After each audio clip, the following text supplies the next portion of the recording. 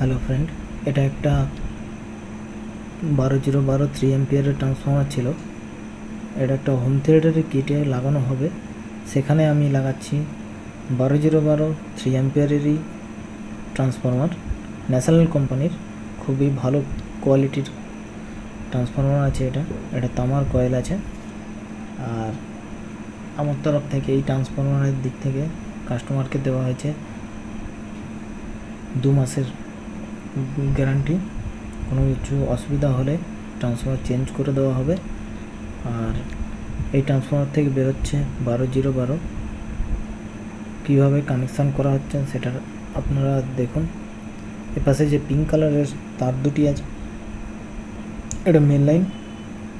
আর আরেক সাইডে আছে 12012, যেটা ব্লু, পিঙ্ক, ব্লু, সেটা আছে 12012।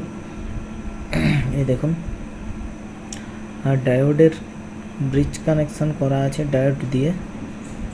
ওখানে ব্রিজ কানেকশান করা আছে 5408 নম্বর ডায়োড দিয়ে ব্রিজ ডায়োড করা আছে।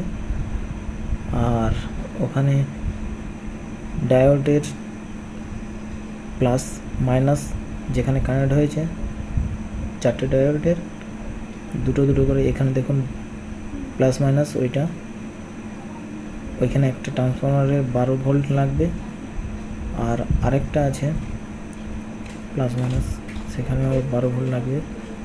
আর গ্রাউন্ড দুটো ক্যাপাসিটারের প্লাস মাইনাস যেখানে একসঙ্গে অ্যাড হয়েছে সেখানে গিয়ে গ্রাউন্ড, মানে যেটা ট্রান্সফর্মারের মিডিলে যে পিঙ্ক কালারের তারটা আছে সেইটাই লাগবে ওখানে গ্রাউন্ড হিসাবে। ওখানে আউটপুট হচ্ছে -18 +18। ব্রিজ ডায়োড প্লাস ক্যাপাসিটার লাগানোর পরে ভোল্টেজ একটু বেড়ে যায়, তাতে কোনো সমস্যা নেই।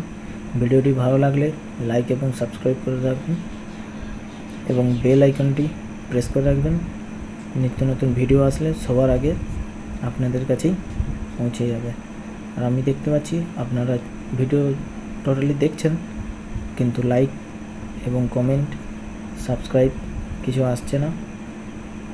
একটু করে দেবেন।